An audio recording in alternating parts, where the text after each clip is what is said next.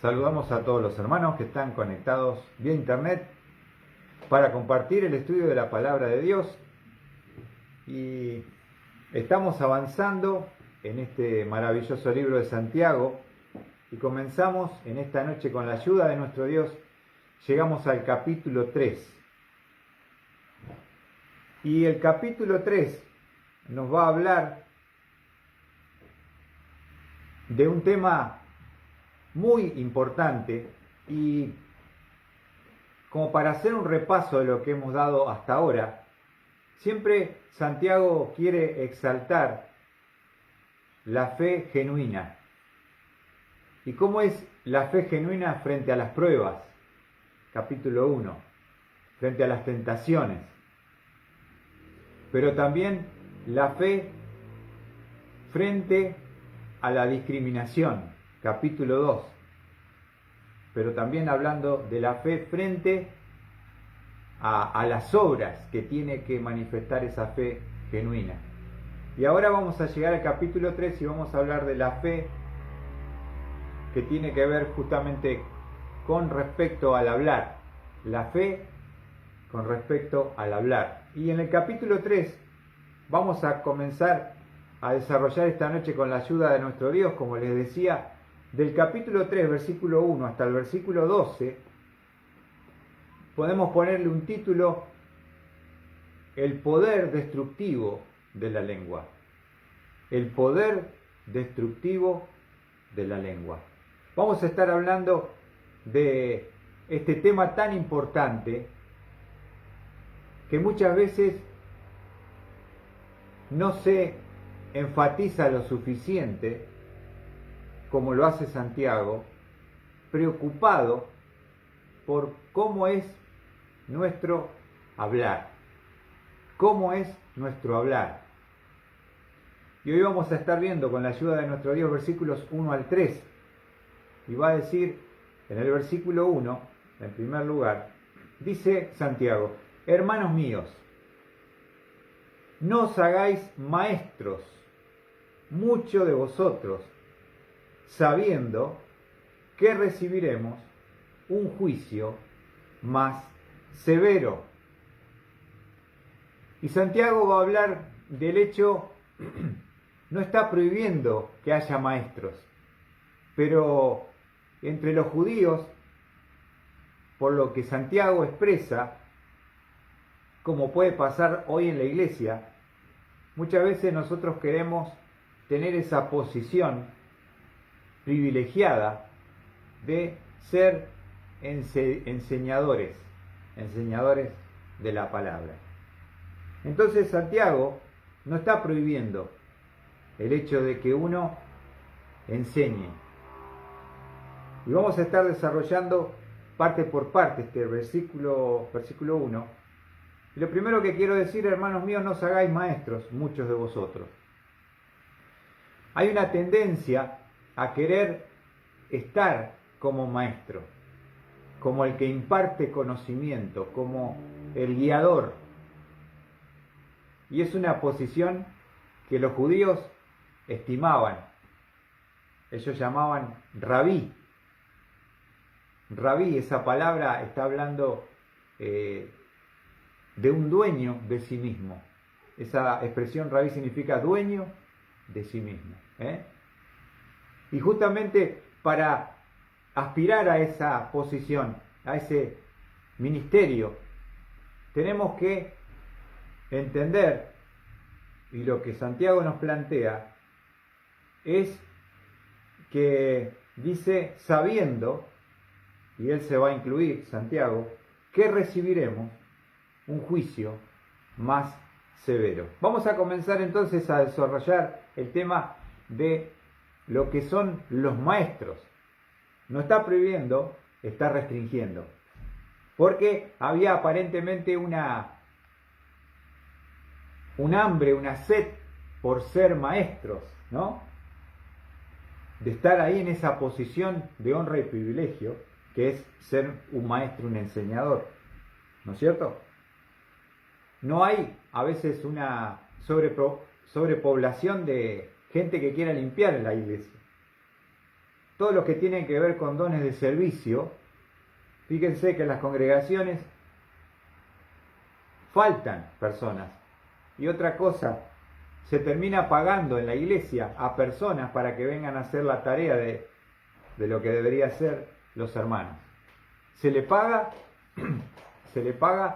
a personas para que puedan limpiar nuestra congregación. Buenas noches, bienvenidos. Entonces, ¿dónde están los del don de servicio?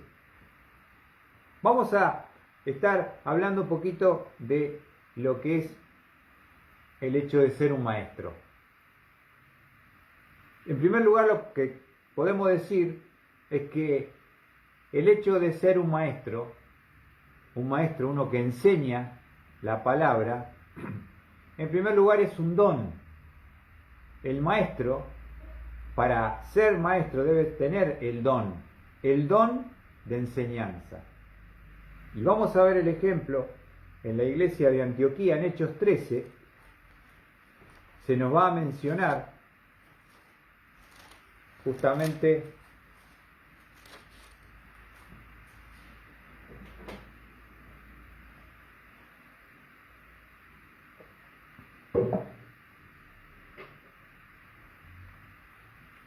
Hechos 13, versículo 1.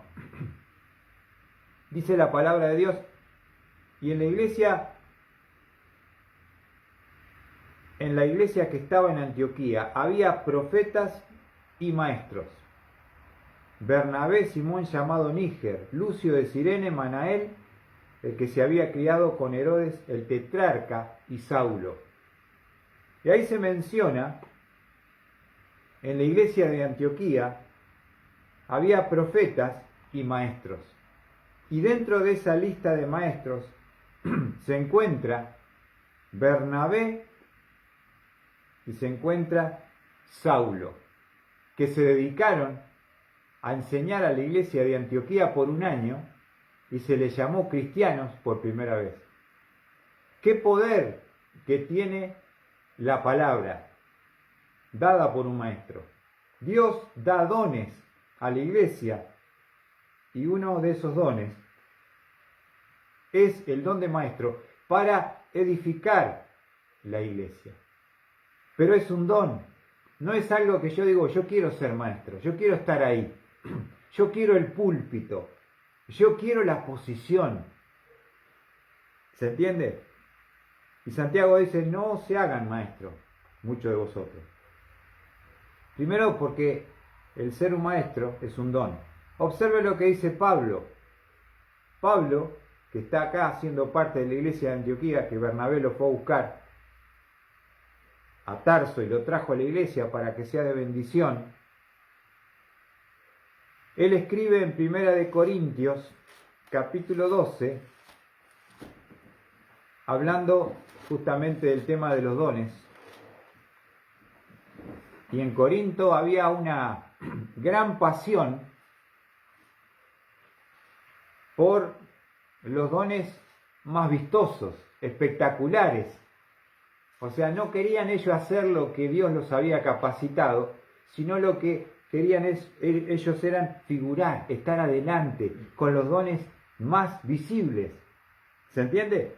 Y el don no lo elijo, sino que el don me lo da Dios para su servicio.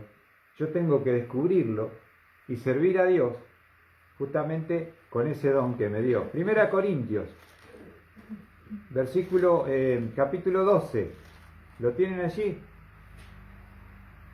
Y entonces lo que pasaba en la iglesia de Corinto es que los hermanos querían esos dones espectaculares. Ellos querían estar ahí. Y dice Pablo en Hechos capítulo 12, versículo 27, ahora bien, vosotros sois el cuerpo de Cristo, y cada uno individualmente un miembro de él. ¿Qué somos nosotros los hermanos? Somos miembros del cuerpo de Cristo. Y en un cuerpo, fíjense lo que dice el versículo 28. Y en la iglesia Dios ha designado, y va a ser una lista, como decir, un orden de importancia en los dones. Primeramente, apóstoles. En segundo lugar, profetas. En tercer lugar, maestros. Luego, milagros. Después, dones de sanidad, ayudas, administraciones y diversas clases de lengua. En el momento que Pablo escribe esta carta de Primera de Corintios, estaban vigentes algunos dones que son dones fundantes, que están para fundar el fundamento de la iglesia al comienzo. Pero en ese orden de importancia, fíjense, están también los maestros. Ahora, el problema era que ellos buscaban los dones espectaculares. Para ser vistos, buscaban quedarse con la gloria, no la gloria de Dios, no servir con el don que Dios te dio. Y por eso dice el versículo 29, ¿acaso son todos apóstoles? Si en un cuerpo todos somos ojos, ¿dónde estaría la otra parte, no es cierto? Nosotros tenemos 2 ojos, una nariz, 2 orejas, una boca, 2 manos, 2 piernas. Y dice Pablo, ¿acaso son todos apóstoles? ¿Cuál es la respuesta? No. ¿Acaso son todos profetas? No. ¿Acaso son todos maestros? No. ¿Acaso son todos obradores de milagro? No. Ahora, ¿acaso todos tienen dones de sanidad? ¿Acaso hablan todos en lengua? ¿Acaso interpretan todos? La respuesta es no. Es una pregunta retórica y la respuesta en cada pregunta es no. Mas desead ardientemente los mejores dones y aún yo os mostraré un camino más excelente. ¿Se entiende? Entonces, ¿cuál era el problema de los corintios? Que ellos querían los dones espectaculares, pero no buscaban el don que Dios les había dado a ellos para servir a Dios. Entonces, si Santiago dice, no os hagáis maestros, muchos de vosotros, no es si yo quiero ser maestro, sino la pregunta es, ¿Dios me ha capacitado para hacerlo? Ahora, el hecho de ser un maestro implica crecimiento y madurez. Vamos a ver Hebreos capítulo 5. Obviamente que cuando uno tiene muchos años en Cristo,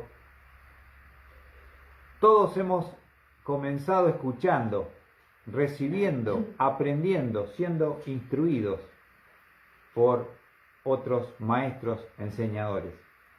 ¿Se entiende? Ahora Dios espera, y vamos a ver Hebreos capítulo 5, versículo 11, Hebreos 5:11, dice el autor, acerca de esto tenemos mucho que decir, y es difícil de explicar, puesto que os habéis hecho tardos para oír, perezosos, no estaban poniendo por obra lo que escuchaban, se habían hecho oidores, como dice Santiago. Entonces el versículo 12 dice, pues aunque ya deberíais ser maestros, otra vez tenéis necesidad de que alguien os enseñe los principios elementales de los oráculos de Dios y habéis llegado a tener necesidad de leche y no de alimento sólido. ¿Ven? En toda obra que Dios hace en cada uno de sus hijos, hay un tiempo para aprender, hay un tiempo para ser discípulo y debería haber un tiempo en el cual yo pueda ser un maestro. Pero para ser maestro se requiere, primero que es un don, pero también se requiere madurez espiritual. Ellos eran niños, tomaban leche. ¿Entienden? Entonces, nunca iban a llegar a esa etapa de compartir la palabra con otros, de ser maestros. Y maestro no estoy hablando solamente del púlpito, maestro en un discipulado, maestro en un grupo, ante muchos, ante pocos o en forma personal, a niños, a jóvenes, adolescentes, preadolescentes, matrimonios, personas ancianas. Hay muchos ministerios que necesitamos enseñadores. Pero para ser un enseñador, nos dice el escritor a los hebreos, debemos tener madurez. Fíjense lo que dice el versículo 13. Porque todo el que toma solo leche no está acostumbrado a la palabra de justicia. O sea, se conforman con lo básico y no quieren crecer y no quieren cambiar. Y no reciben la palabra de justicia para que cambie y transforme su vida. Porque es niño. Un niño no puede ser un maestro. ¿No es cierto? Para eso debería crecer, madurar y prepararse y capacitarse y después sí, ser maestro, hablando de la etapa de desarrollo física. Pero está hablando del desarrollo espiritual. Y miren cómo aclara.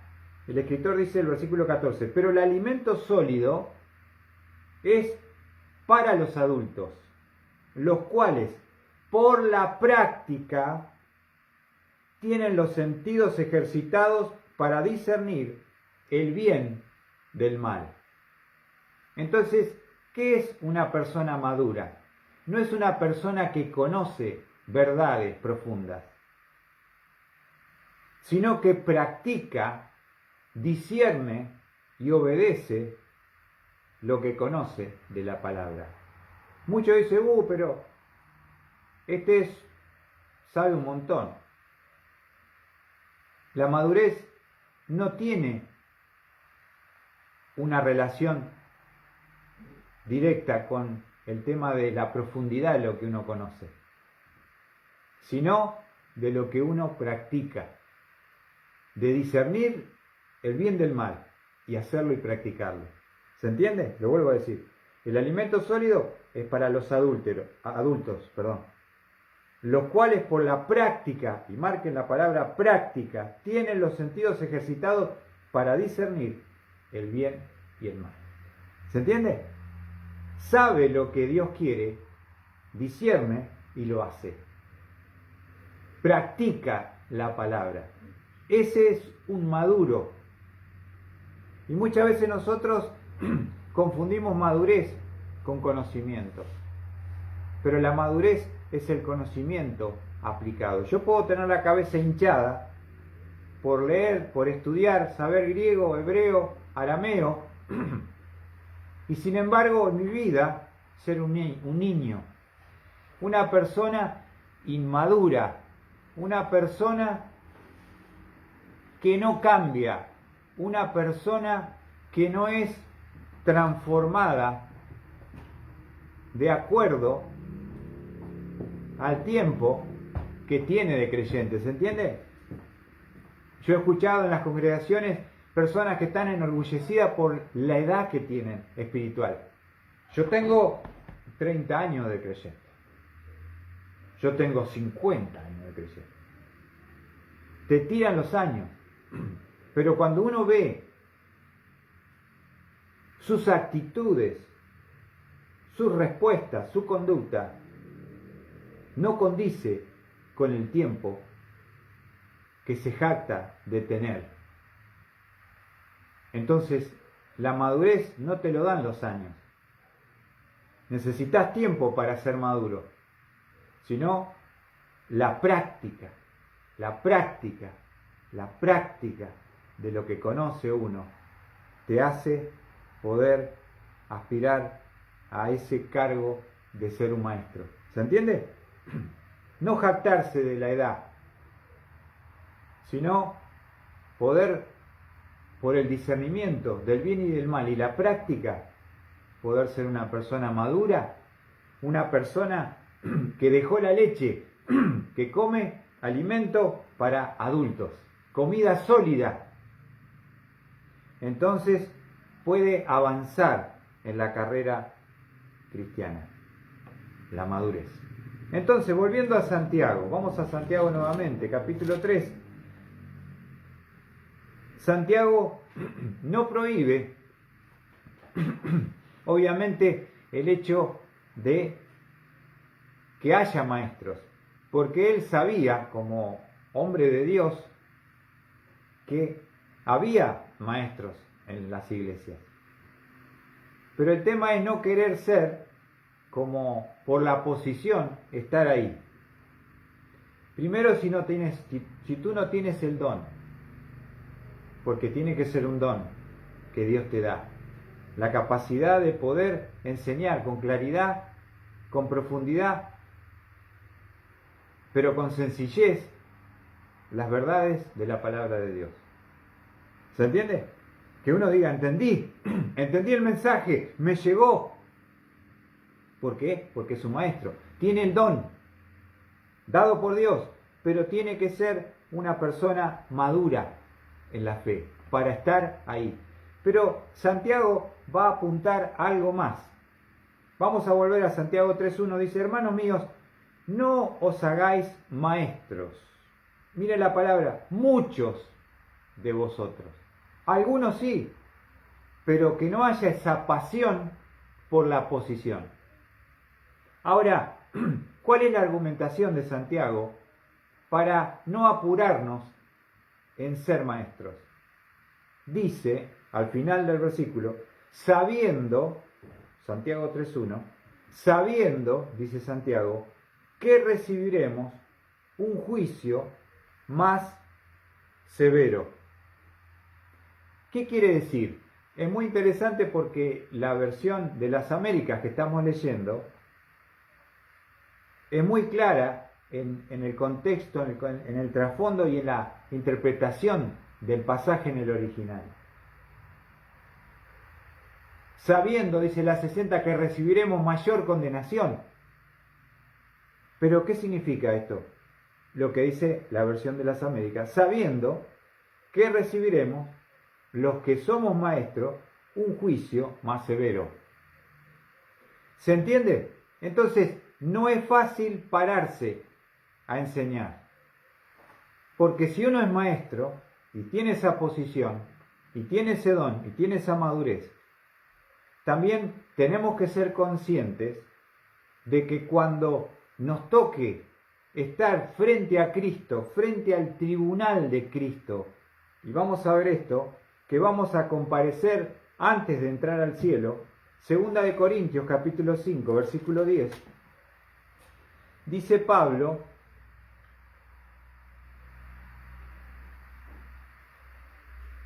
Segunda Corintios capítulo 5, versículo 10, nos dice la palabra de Dios,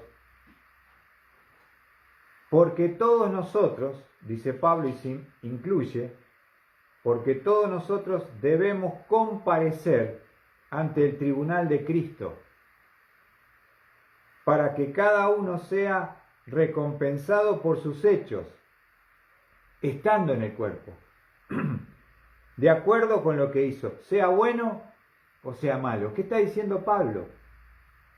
Que cuando viene Cristo, vamos a suponer que viene el arrebatamiento ahora, desaparecemos de acá. ¿Dónde nos lleva el Señor?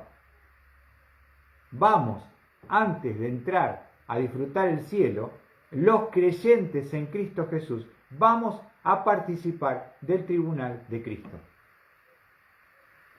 ¿Y eso qué significa? Que el Señor nos va a pedir cuenta a partir de haber recibido a Cristo. ¿Qué hemos hecho con nuestra vida? ¿Para qué? Porque juicio al cual es sometido el creyente, que se llama Tribunal de Cristo o Bimá en griego, era el asiento donde se sentaba el juez de los Juegos Olímpicos, el asiento de la recompensa. Entonces ahí estaba el atleta, venía, se presentaba y si estaba todo correcto, lo coronaban y lo premiaban. ¿Se entiende? No es para revelar los pecados, sino para premiar o perder la recompensa si no hemos corrido la carrera de acuerdo a lo establecido por Dios. ¿Se entiende? Entonces, Pablo dice, porque todos nosotros debemos comparecer ante el tribunal de Cristo, para que cada uno sea recompensado por sus hechos, estando en el cuerpo, de acuerdo con lo que hizo, sea bueno o sea malo. Hay una recompensa que se gana si lo hemos hecho correctamente, pero hay una recompensa que se pierde si lo hemos hecho no de acuerdo a lo que Dios demanda. Entonces, ¿qué está diciendo Santiago? Que los que somos maestros, cuando vayamos al tribunal de Cristo, por tener esta posición de honra tan grande de impartir el conocimiento, Dios con nosotros, cuando nos juzgue, será más severo el juicio sobre nuestras vidas. Y especialmente por lo que decimos con nuestra boca.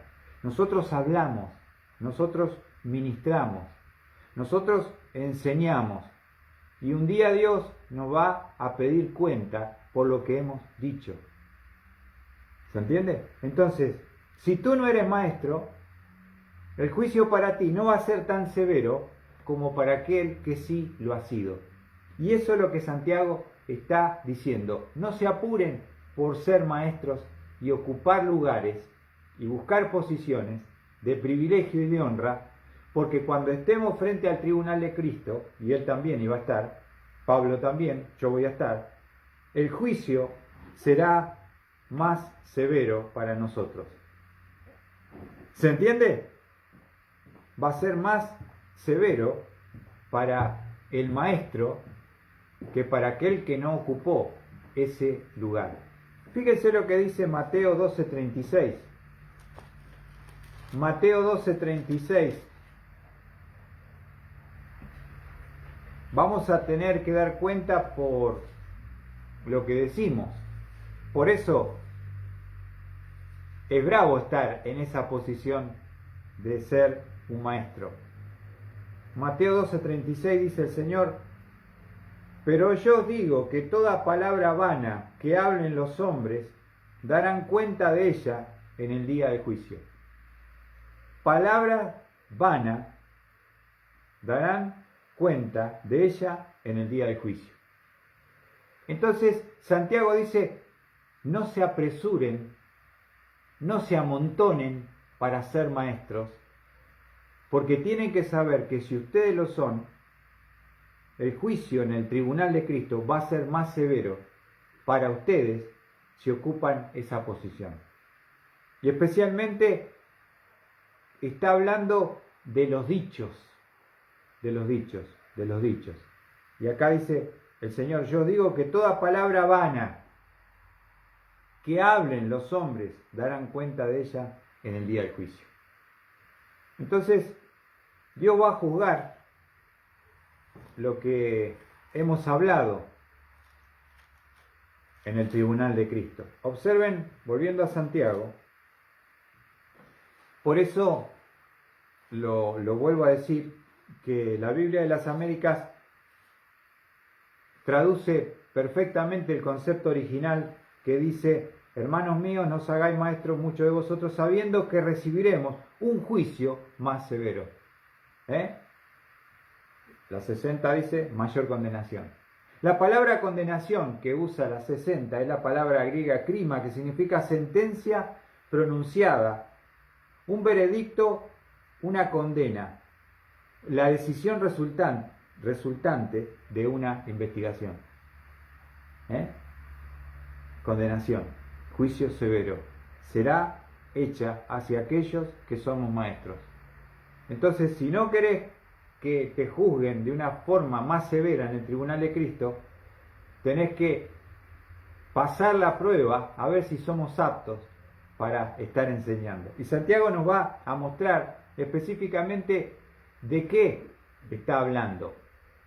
Entonces se entendió, creo, claramente que no se maten por ser maestros, no es algo que es para cualquiera, tenés que tener el don, tenés que tener madurez y tenés que entender que somos responsables por lo que decimos. Y en el versículo 2 nos va a aclarar, y es muy importante también, versículo 2 dice Santiago, porque todos tropezamos de muchas maneras, todos ofendemos, dice la 60, todos ofendemos, ¿qué es? Todos tropezamos, todos caemos con nuestra boca. Especialmente va a poner una prioridad de que el que quiere ser maestro se fije o nos fijemos cómo es nuestro hablar. Nuestro hablar. Y Santiago dice, todos tropezamos de muchas maneras. Tropezamos, caemos, fallamos con los labios. Santiago 2.10 utiliza la misma palabra, porque cualquiera que guardare la ley, pero tropezare o tropieza en un punto, se ha hecho culpable de todo. Y ahí habla, tropiezo. Todos fallamos con la boca. Todos caemos. Todos pecamos con los labios. ¿Se entiende?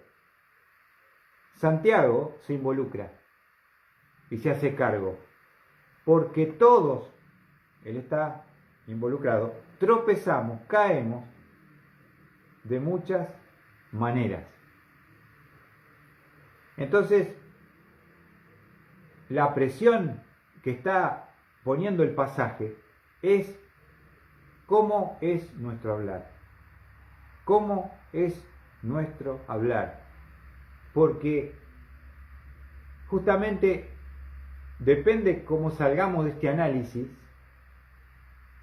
podremos decir si estamos aprobados para ser maestros. Especialmente con la boca, con las palabras. Si tropezamos de muchas maneras. Vamos a ver algunos pasajes que nos habla de la responsabilidad y el poder de las palabras. Proverbios 18:21. Proverbios 18:21.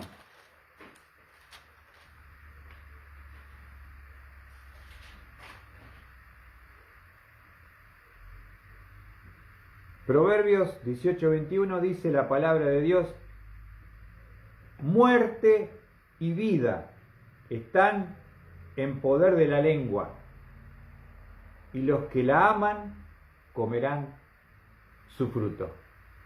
La 60 dice, la vida y la muerte están en poder ¿de qué? De la lengua. Entonces, si uno quiere ser maestro, tiene que analizar cómo estamos utilizando esa lengua. Si estamos dando vida o si estamos matando con la lengua. ¿Se entiende? Entonces ahí está la responsabilidad de aquel que quiere enseñar. Proverbios 12:18, otro pasaje. Proverbios habla mucho del hablar.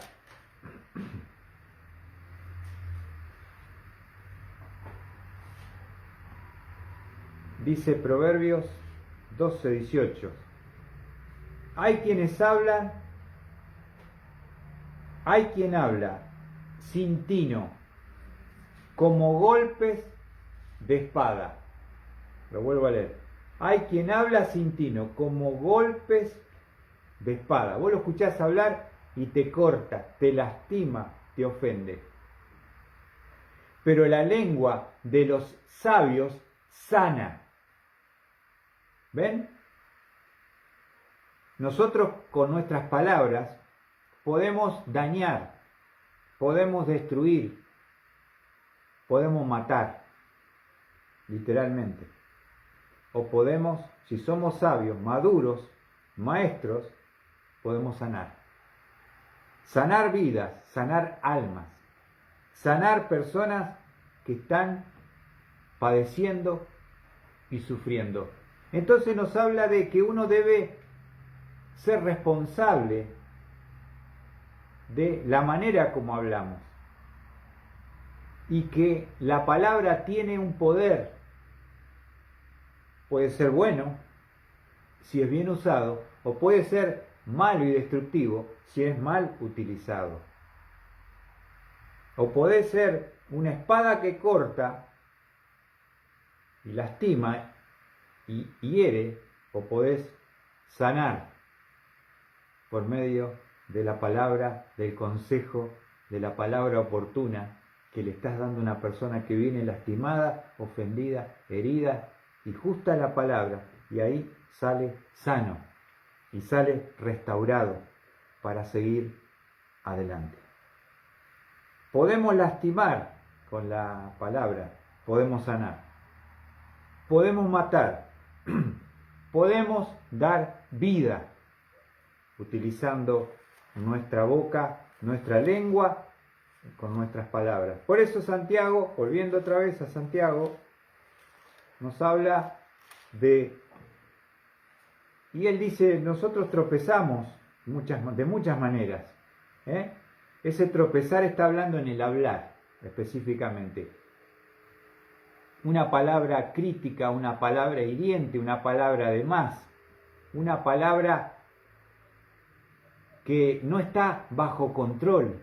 ¿Se entiende? Por eso para hablar hay que estar controlado. Hay que pensar lo que uno dice. Santiago lo decía en el capítulo 1. Vamos a abrir la palabra allí en el capítulo 1. Versículo 19. Esto sabéis, mis amados hermanos, pero cada uno sea pronto, escuchá, para oír. Prepará la oreja primero, escuchá bien. Pronto para oír, escuchá. Tardo para hablar, porque tenés que pensar lo que vas a decir, porque podés destruir con tus palabras. Pronto para oír, tardo para hablar. Y muchas veces cuando uno está sacado, y como dice el 19, tardo para la ira. La ira comienza con las palabras ofensivas e hirientes que yo le digo a la persona cuando estoy enojado. Y no estoy pensando, estoy ciego y empiezo a decir un montón de barbaridades y cosas que largo todo sin pensar bajo la ira y termino lastimando, dañando, ofendiendo y puede terminar en una comisaría o puede terminar en un hospital o puede terminar en un cementerio. ¿Se entiende? ¿Todo por qué? Por la palabra, por la boca, por la lengua. Tenemos que ser pronto para escuchar, pero escuchar, tardo para hablar, pensar. El hombre sabio piensa antes de responder. Espera un segundo, no dejes que la ira te controle y te domine, que vomites la palabra sin pensar lo que dijiste, porque eso va a traer consecuencias irreversibles, a veces, relaciones que se destruyen, vidas que se separan. ¿Por qué? Porque no pensé antes de hablar, reaccioné, lastimé, ofendí, herí con la palabra. Y eso es lo que Santiago nos quiere hacer a cada uno de nosotros, que podamos analizar antes de asumir un papel de maestros. Volviendo al versículo 2, 3:2. Todos tropezamos de muchas maneras. Y dice Santiago, si alguno no tropieza, observa en lo que dice. Ese tropezar, ¿en qué aspecto habla? En lo que dice, en la manera como habla. No tropieza en lo que dice. Puede controlar sus palabras. Es una persona que no va a hablar de más, que no va a hablar lo que no tiene que hablar. no tropieza en lo que dice. Mira lo que dice. Es un hombre o una mujer perfecta. ¿Qué significa perfecta? Perfecta quiere decir que nunca se equivocó, no porque Santiago dice porque todos tropezamos de muchas maneras. Pero está hablando de que esa palabra que salió de más puede ser una excepción, no es una regla. Hay personas que vos hablas un rato y siempre están dañando, lastimando, ofendiendo, criticando, destruyendo a otros. No son de bendición. No te edifican estar con esa gente que vomita lo que le viene a la mente sin pensar. Porque va haciéndote crear una mala imagen de personas que a vos no te hicieron nada, que vos no conoces por todo lo que esa persona dice, porque no lo quiere, porque le tiene envidia, porque le tiene celo, y entonces uno va tomando partido en algo que no tendría que pararse de esa forma, como creyente, ¿no es cierto? Enseguida nos hacemos causa, no, para mí tiene razón aquel, ¿no? Porque, y ya nos metimos en algo que no es problema nuestro, que lo resuelvan. Entonces tenemos que cuidarnos, porque las palabras tienen poder bueno, pero tienen poder destructivo de una forma grande. Entonces Santiago dice, si alguno no tropieza en lo que dice, ¿ven? Que no tiene que andar cada rato pidiendo perdón, uy, perdóname, ¿viste? Cuando uno dice, se me escapó, perdón, no se te escapó, está acá adentro, porque de la abundancia del corazón habla la boca. Nosotros nos vivimos justificando de lo que decimos que está mal dicho, o de comentarios que no tendrían que estar, porque a veces estamos influenciados por personas que nos vienen todo el día a llenar la mente, a contaminar, y terminamos pareciéndonos a esas personas. No nos damos cuenta, pero viste, estás con Pepe negativo todo el día y todo lo ve mal y todo, viste, va a llover, seguro que nos choca un auto, algo va a pasar. Entonces vos tanto estar con José y Pepe negativo, después ya sos negativo vos, ¿no? ¿O no? ¿No te pasó con esos personajes? Che, vamos a salir, No, pero seguro que llueve, seguro que nos matamos, reventamos una cubierta. No, pará. Hay personas así, no conocen ustedes. Pero por eso tenés que fijarte también de quién te rodeás. Porque uno se parece a veces, porque es influenciado por relaciones y amistades. Entonces Santiago dice, si alguno no tropieza en lo que dice, es un hombre perfecto, pero perfecto no está hablando de impecabilidad, ¿se entiende? Sino de una persona que es madura en la fe, que controla sus palabras, que piensa antes de hablar, porque antes era un necio, pero como aprendió, como se controla, como piensa, como aprende la palabra y responde de acuerdo a lo que dice la Biblia, ahora es una persona sabia.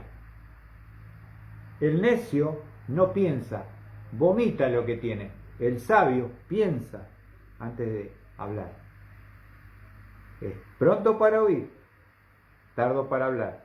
Y no lo vas a sacar así nomás, para que entre en la ira. Muchas veces, ¿cómo comienza una pelea? La pelea comienza con una palabra equivocada, una expresión de más, que no separa a ninguno se baja del caballo y terminan a las trompadas, a las piñas, en la cárcel, con un tiro, con un cuchillazo en el cementerio. ¿Cómo comenzó todo? Por la boca. Entonces, fíjense cómo Santiago nos está advirtiendo a cada uno de nosotros a que debemos tener esa madurez espiritual. Ahora, fíjense lo que dice. Porque todos tropezamos de muchas maneras. Si alguno no tropieza en lo que dice, es un hombre maduro, vamos a ponerle perfecto, y fíjate a qué punto llega esa madurez. Capaz de refrenar todo el cuerpo, fíjate, porque atrás de las palabras que uno dice de más, viene el cuerpo. ¿Qué me dijiste? Repetímelo. Vení acá. Tú. ¿Ven? Primero, la palabra. Ahí arranca. No controlaste la palabra. Termina el cuerpo acompañando con gestos, con amenaza, con puñetazos. Te va a romper la cabeza. Y ahí con amenaza. Y termina quién sabe dónde. Todo se podría haber frenado controlando la boca. Si controlas tu boca, controlas tus impulsos de tu cuerpo. Eso es lo que dice Santiago. Observa. Si alguno no tropieza en lo que dice, o sea, ya controla su boca, controla su comentario, controla lo que dice, es un hombre perfecto, maduro. Y si es maduro, es capaz también de refrenar todo el cuerpo. ¿Se entiende? Santiago dice, debemos controlar nuestra lengua para poder controlar nuestro cuerpo. Tenemos que pensar antes de hablar. Y fíjense, por ejemplo, Proverbios 15:1, es un versículo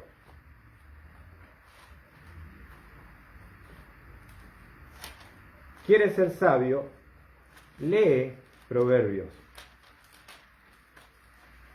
y obedezcamos lo que dice Proverbios. Proverbios 15:1 dice, la suave respuesta, escuchá, aparta el furor. ¿Te hablaron mal?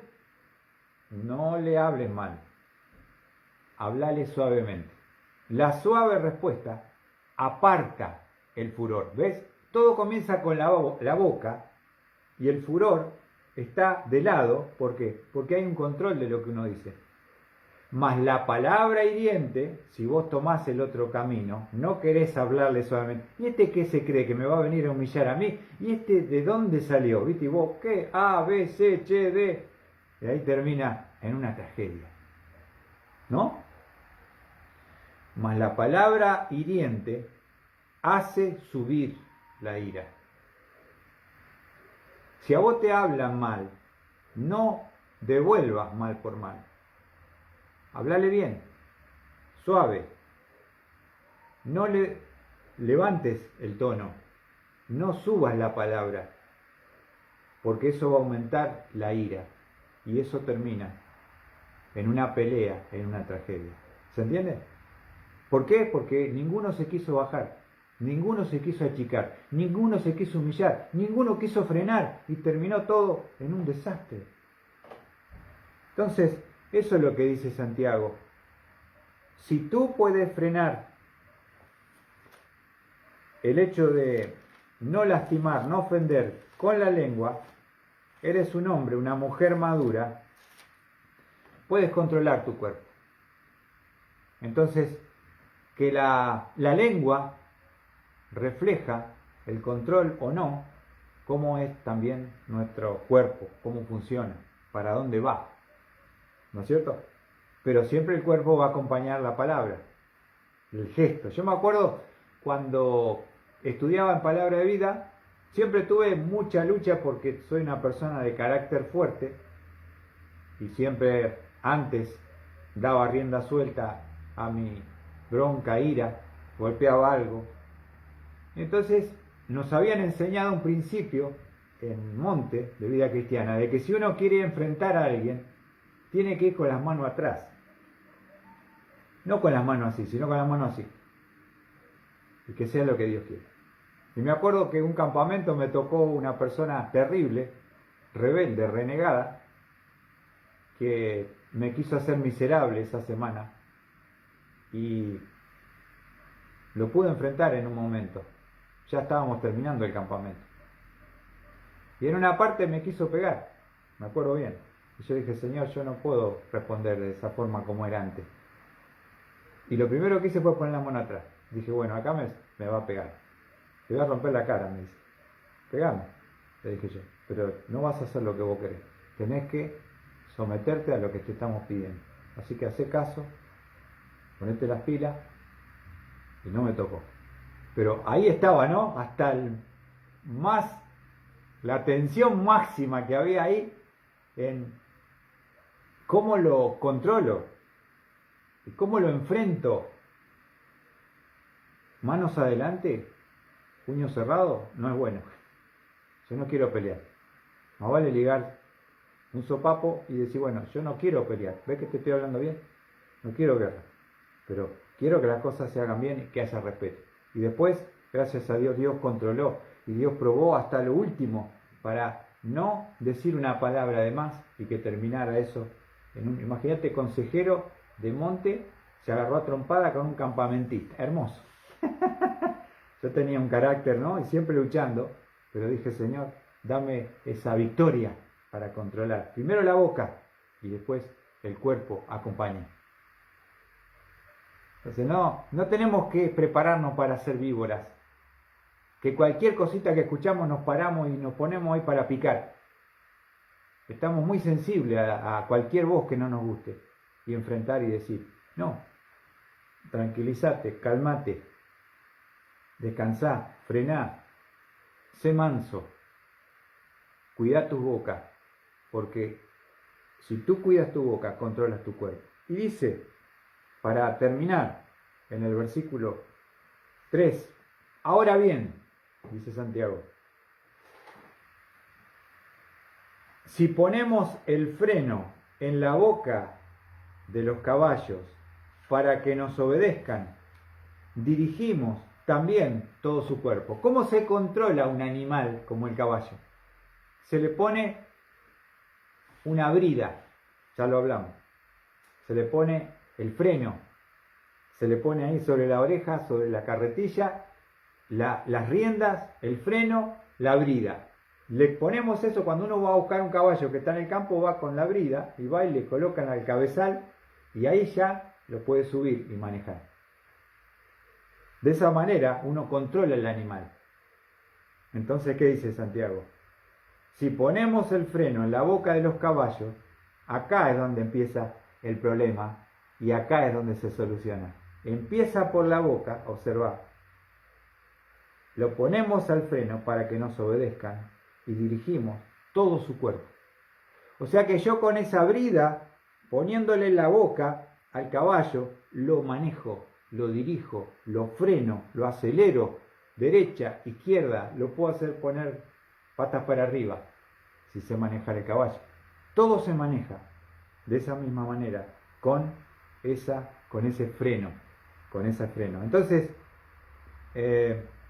importante, hermanos, en esta noche, es poder frenar y controlar lo que decimos con nuestra boca. No tropezar en lo que decimos, o sea, fallamos, sí, puede haber fallas, podemos pedir perdón, pero no podemos todos los días vivir lastimando, hiriendo, ofendiendo y siendo una forma de vida, porque eso hace que las personas se alejen, que las personas lastimadas te abandonen, que las personas no se acerquen con confianza. Y poder controlar la boca implica que yo puedo controlar el cuerpo. Y utiliza la ilustración del caballo. Yo con la brida lo manejo y controlo todo el animal. ¿Cómo empieza el control? En la boca. Y en la boca manejo el cuerpo. De la misma forma, Santiago nos dice, si yo puedo dominar mi hablar, mi boca, mi cuerpo, va a ser también controlado, manejado por Dios, con el Espíritu de Dios, con la palabra de Dios. Es la única forma, no por la carne, sino por el Espíritu. Y poder ser una persona diferente. No ser un boca floja. No digas lo que se te viene a la mente, piensa. Pronto para oír, tardo para hablar, tardo para airarse. Porque la ira del hombre no obra la justicia de Dios, ¿no? Entonces que Dios nos ayude en esta noche a tener control por medio de su Espíritu, por medio de su palabra, de lo que decimos, con nuestra boca.